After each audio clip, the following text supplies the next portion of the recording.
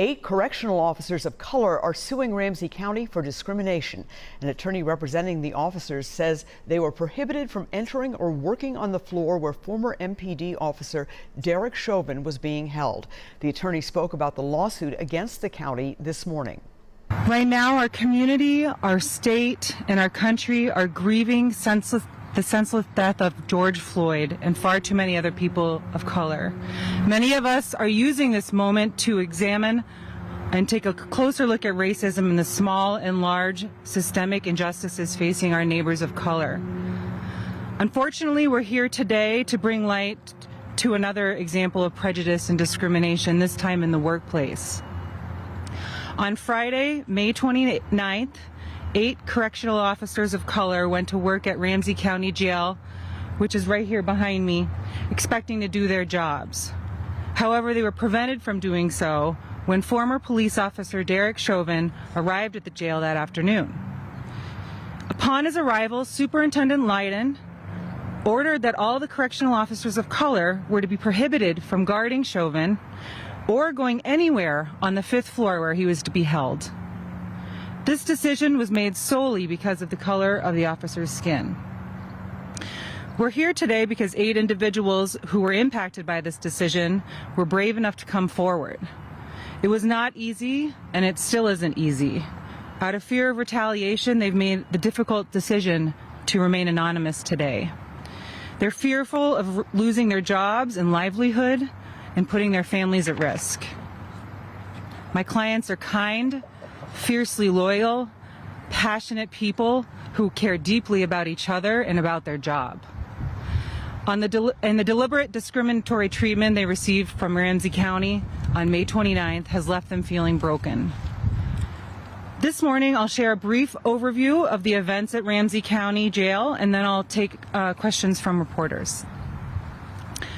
On May 29th, officers of color were busily preparing the jail for Chauvin's arrival when they were informed in various ways that they would be reassigned away from any task requiring them to be on the 5th floor of the jail where Chauvin was to be held.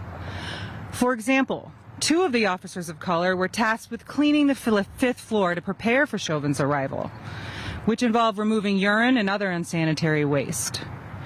When the cleaning was done, they were hastily reassigned away from the 5th floor once Chauvin arrived.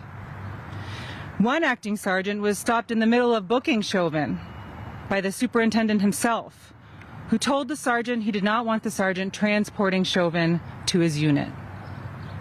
One acting sergeant was stopped, several correctional officers of color were interrupted in the middle of responding to an emergency call and informed that they would not be permitted to complete the emergency procedure because it involved taking the inmate to the 5th floor.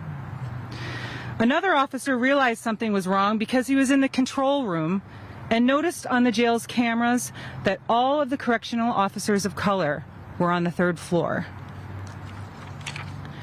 These officers initially thought the interruption to their schedules was odd, but later learned it was no coincidence. Superintendent Lydon had issued an order prohibiting all employees of color from working on the 5th floor. At least one officer of color was also reassigned away from the 5th floor for her weekend shift on May 31st. I want to note that this was not a split-second decision, as the sheriff's office seems to be saying at this point. Superintendent Lydon shared his idea of segregating officers with one of his sergeants prior to issuing it. The sergeant, a person of color herself, informed Lydon that his plan was offensive, but Lydon marched on and issued it anyway. And that lieutenant was not alone in objecting to the superintendent's order. The superintendent implemented his order and stuck by it despite receiving urgent complaints from several other employees, including many of my clients.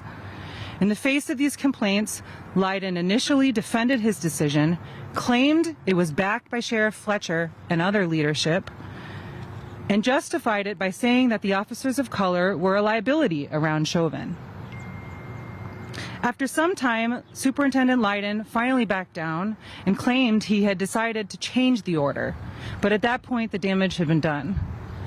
Shifts had already been reassigned, and the blatant discrimination had broken the trust and the bonds between the jail staff and the supervisors. Some officers of color were so upset they went home, concerned emotions would endanger their fellow officers and inmates. The employees affected by the order were hurt and upset that the jail leadership did not trust them because of their skin color. These employees are highly trained professionals whose job it is to keep each other safe, the inmates safe, and the jail safe. That trust is critical to maintaining safety in that dangerous and intense jail environment. In the words of one of the officers, he said, "As correctional officers, we work and live in an environment where we are vigilant and constantly protecting each other. The segregation that was brought to the facility that day has created a divide amongst the officers that work in the jail. We have accepted this job to be responsible, professional, and dependable officers.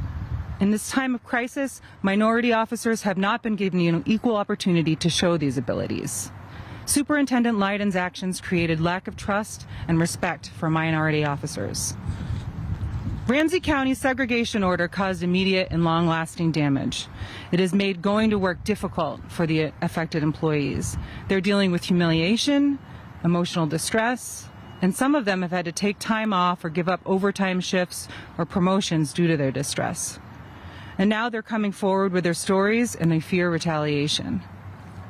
Unfortunately, instead of issuing a public apology and addressing their mistake, the sheriff's office went on record just a week and a half ago with Reuters insisting there was no truth to the employees' claims of the segregation order, further deepening their wounds.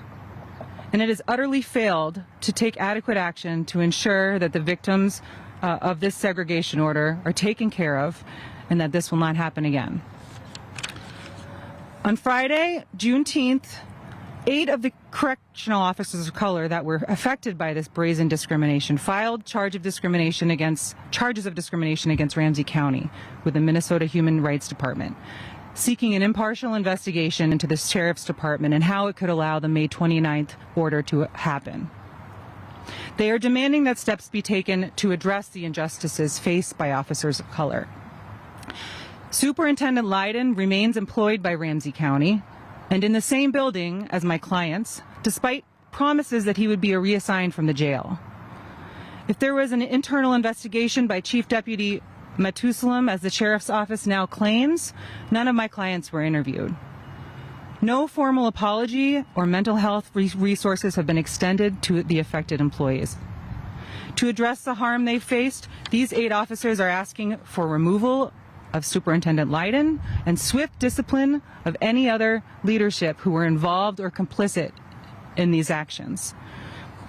They're also requesting comprehensive in-person diversity and anti-bias training for all jail staff, a formal apology and retraction of the defamatory statements to the press, and a concrete plan to ensure that this discriminatory behavior never happens again at Ramsey County.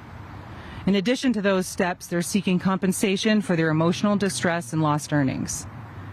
These individuals want their experience and trauma recognized. They want their credibility restored, and they want justice served. In response, Superintendent of the Adult Detention Center, Steve Leiden, says the decision out of care and concern for employees who may have been traumatized by recent events. He says he changed that order within 45 minutes of making it. Leiden also says he issued an apology to the affected employees.